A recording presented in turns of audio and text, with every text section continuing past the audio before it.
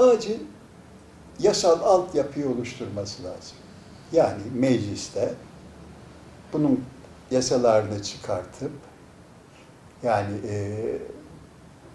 işte o yasalar doğrultusunda, çıkardığı yasalar doğrultusunda bunun güvencesini oluşturmalı.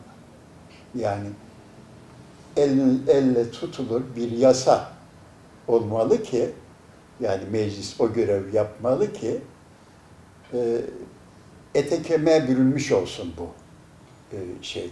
Onun için ilk etapta en acil yapılması gereken şey yasal düzenlemeler. Yani yasal altyapısının oluşturulması.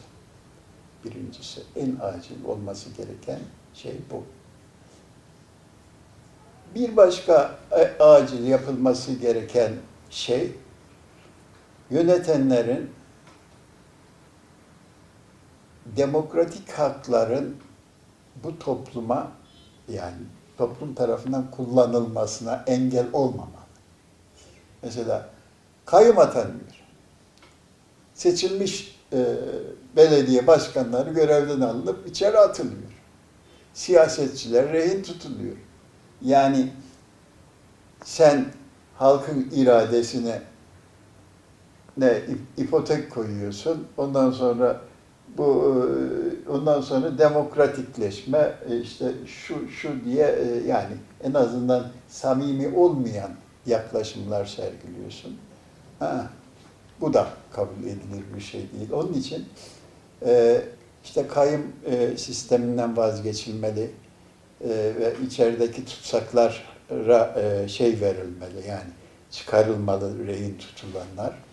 Ayrıca ya insanlar dinini yaşamalı, ne bileyim, yani bir şey, demokratik bir ortam olmalı yani. Bu ortamı da yaratabilirler aslında. Polis devleti olmaktan, yok asker devleti olmaktan vazgeçilir.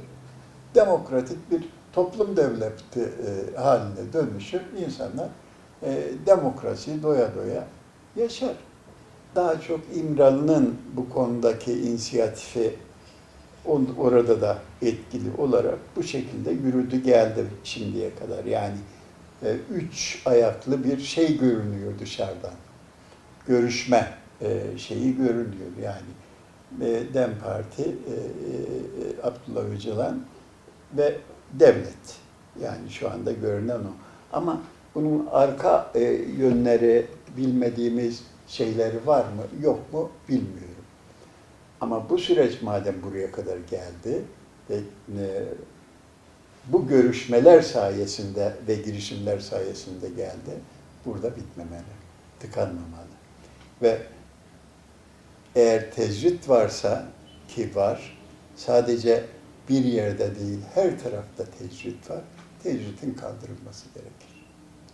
Ve bu süreci yönetenlerin sağlıklı yönetebilmesi için ortamın sağlanması lazım. Yani özgür bir ortamda bu şey yürütülebilir, görüşmeler veya süreç yürütülebilir. Yani onun için bunun da yasal altyapısının oluşturulması lazım. Yoksa Sırrı Süreyya gibi şey yapanlar, görüşmeleri yapanlar veya süreci yürütenler Silivri'de veya herhangi bir cezaevinde soluğu alabilirler. Yani bunun da altyapısının oluşturulması lazım. Umarım oluşur. Umarım oluşur. Umutluyum. Fakat şöyle de bir şey var. Böyle kulak tıkamamak lazım buna. Ya diyorlar ki, yani genel olarak bir eğilim var. Bu süreçte Tayyip Erdoğan'ın siyasi ömrünü uzatmak için kullanılıyor diye yoğun bir şey var. Eğilim var. Ve bunu gittikçe de yoğunlaştırıyorlar. Yani dillendiriyorlar. Özellikle dillendirilen de bir şey bu. Bunun da önünü kesmek